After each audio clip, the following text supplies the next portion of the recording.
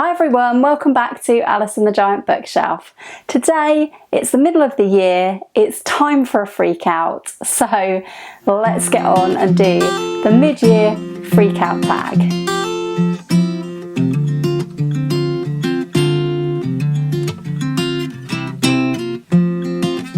Hi everyone, welcome back to my channel, or welcome if you are new.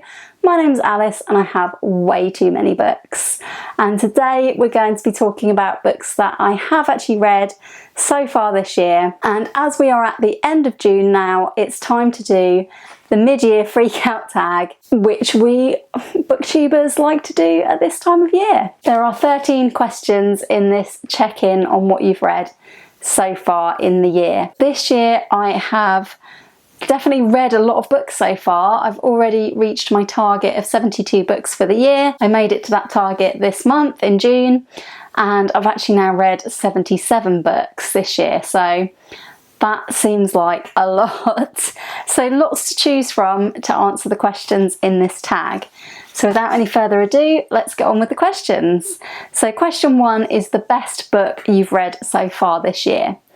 Now, spoilers for an upcoming video because I will be doing a top 10 of the year so far, but my favourite book of the year so far has been this one. It has been sitting in the back of my videos ever since I read it. Cloud Cuckoo Land by Anthony Doerr. I read this for the BookTube Prize, not having hugely high expectations of it. I thought it sounded like a very interesting book, but beyond that, I didn't really know whether it was going to be amazing or whether I would absolutely hate it, and I absolutely loved this book. If I haven't talked about the wonder that is Cloud Cuckoo Land enough already, there are 3 timelines in this one. One is set in, I think, 2020. One is set in the future, decades from now, aboard a spaceship, and one is set a long way in the past, at the time of the 1453 siege of Constantinople. This follows 5 characters, 2 in the present day, 2 in the past, and 1 in the future. And what ties all of these characters together is a book. Of course it's a book. An ancient Greek text that it just makes its way through, runs its way through all of the thread of each of these people's storylines and lives. So I just thought this book was absolutely incredible in the way it tied all of those storylines together, the way they build up, the way different storylines give you hints of what's happening in the other storylines, and the central library in this, in the present day, it's just a wonderful, wonderful setting. Absolutely loved this book. So, Cloud Cuckoo Land, my favourite of the year so far. No surprises there. Let's put it back on the shelf. So, question number 2, the best sequel you've read this year. I'm going to give this award to Bring Up the Bodies by Hilary Mantel. I've read both Wolf Hall and Bring Up the Bodies this year. Haven't yet got to my massive friend over there, The Mirror and the Light, but I will at some point. This is just a fantastic sequel. I mean, I think that a really good sequel can actually be better than the original book, and I think Bring Up the Bodies actually does do that for me, because while Wolf Hall was occasionally bogged down by the writing style and all of the setup, Bring Up the Bodies doesn't have any of those problems. It's straight into the story. You're used to the style of writing, and I think it's also toned down a little bit in here. And yeah, Mantel just does a fantastic job of bringing us the story of Thomas Cromwell, and in the background the story leading up to the beheading of Anne Boleyn. So wonderful sequel, really, really enjoyed that one. Question 3, a new release you haven't read yet from this year but you want to. This is a brand new release, literally released 2 days ago, I think, and that is Girl Forgotten by Karen Slaughter.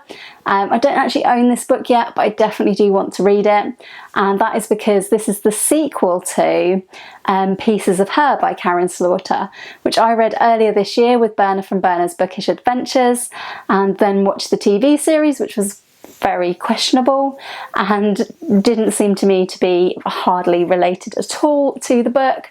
I loved the book, and this is, I'm not sure if this is actually a sequel, but it does follow one of the characters from Pieces of Her to a new story, so I'm desperate to read that. It came out on the 23rd of June. Question number 4 is most anticipated release for the second half of 2022. I've got 2. One is coming out anytime now. I think it's the very beginning of July that this one comes out, and that is Love Me, Love Me Not by Kirsty Capes. I don't need to tell most of you that another favourite book of this year has been Careless by Kirsty Capes, which I read for the Women's Prize and read as a buddy read with Gemma from Gemma Books and Danny from Danny's Book World, and absolutely loved. That was Kirsty Capes' debut. I'm really looking forward to her follow-up novel, Love Me, Love Me Not, which I believe is about a character who finds out that she is adopted. And I've seen the book trailer for this on Instagram. I'm very excited for the publication of this in July. And I also found out the other day that I think it's not until October or November, but that there will be another new Nikki French book this year. And I do love a Nikki French book. Nikki French is a husband and wife writing team who wrote the Frida Klein series, which starts with Blue Monday and ends with Day of the Dead. I also have a Nikki French shelf that you can't see just above me, with lots of their standalones. I believe it will be a standalone book that is being released, and it's called The Favour. I think that one's out in October, so I'm looking forward to reading that one as well. Question number 5 brings us on to the biggest disappointment of the year. I'm going to pick 2 books that I think were maybe too hyped for me, and that contributed to my dislike of them. So both of them were recent audiobook listens. One was a big disappointment to me because it was on Penguin's list of the 60 greatest thrillers of all time, and I do not agree that it deserves a place on that list, I'm afraid. And the other disappointed me because it actually won Goodreads Best Mystery last year, and I don't think it was deserving of that either. The 2 that disappointed me, if you haven't guessed them, are The Widow by Fiona Barton. Cannot understand why this is on the list of top 60 thrillers. It's just not even that thrilling. And the second one is The Last Thing He Told Me by Laura Dave. I do not know how this won the thriller category on the Goodreads Awards last year. It just wasn't very interesting at all. So both those were big disappointments because of the hype that I had heard about them, or like the prestige of being on a list or having a prize. Question 6 is biggest surprise this year, and I've already mentioned it. It's Careless by Kirsty Capes. I only read this because it was on the BookTube Prize long list, and because Gemma's copy of The Sentence by Louise Erdrich was delayed coming from the library, so we ended up buddy reading Careless instead. And I picked Careless fairly randomly, but I thought it wasn't the type of book that I would like at all, and how wrong I was. I was so glad to be surprised by Careless. I just think it's a brilliant book, and if you haven't checked it out yet, do check out a full review, which I will link up here. I loved it.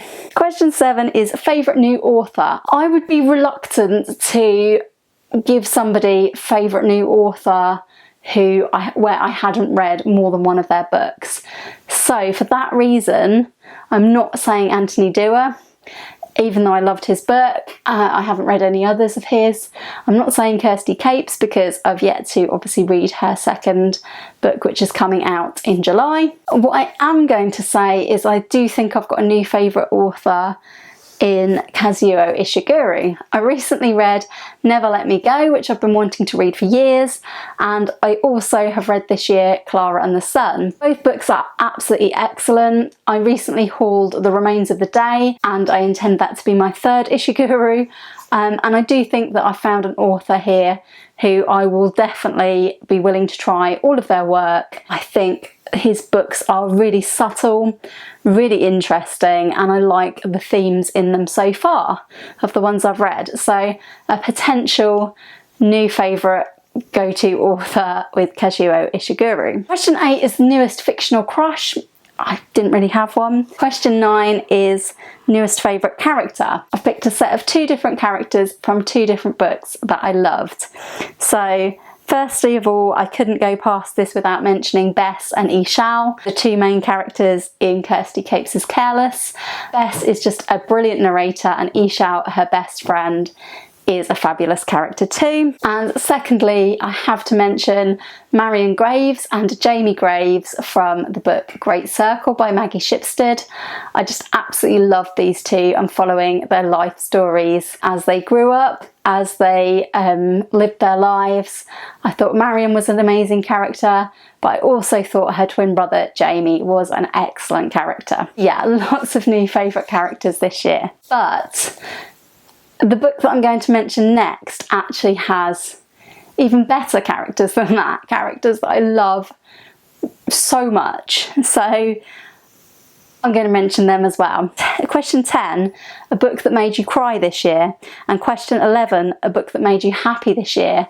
I'm going to answer both of those with the same book. In terms of books that made me cry, so many books made me cry, like pretty much any book has the capacity to make me cry. Yeah, it would be easier to list books that didn't make me cry than books that did. I'm gonna go though with this one, which is also probably the book that made me laugh the most all year, and that is Fight Night by Miriam Taves. I did actually get this copy as an ad PR copy from Tandem when I did a Tandem read-along of this one. This is just a brilliant, brilliant book. It will make you cry and it will make you laugh, and it has 2 of the best characters, not just this year, but that I've ever encountered, in the form of Swiv, the 9-year-old narrator, and her grandma, who is an absolute legend.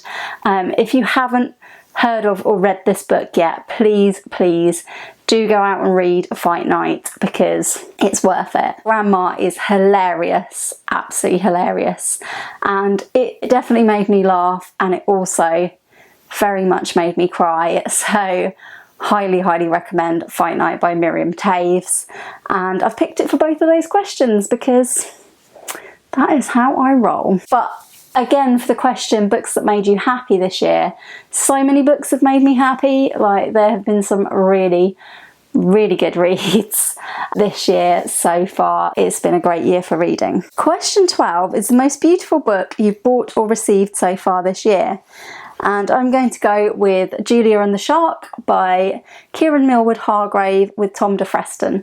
I haven't actually managed to read this yet, but the illustrations by Tom de Freston are just so beautiful. Look at this cover, and the back cover with a lighthouse. It's just absolutely gorgeous, this book. And inside, similarly gorgeous illustrations in here. So yeah, I'm going to pick this one. Can't wait to read that one. So, question 13. Question 13 made me laugh. What do you need to read by the end of the year? So many books. Lots and lots of books. So, judging by how the TBR seems to be planning out this month with bookshop trips and birthdays, yeah, I've been thoroughly spoiled on the books front. So, I don't think the TBR is going to go down in June. In fact, I think it's going to go up. So I will have lots to read for the second half of 2022. I'm not going to say a specific book. I just think that I definitely need to read as much of the giant TBR as I possibly can. I really wanted to get it down below 150, and at the moment that isn't looking like happening, so I do need to get a move on with doing that and stop borrowing so many library books. So yeah, we'll see how that goes. If you've enjoyed this mid-year freakout tag without the freakout today, then please do give it a like. Please do consider subscribing if you haven't already. And thank you so much for watching. Please do let me know in the comments what's your favourite book so far this year. What books would you recommend? Has a book made you cry? Has a book made you laugh? I would love to know.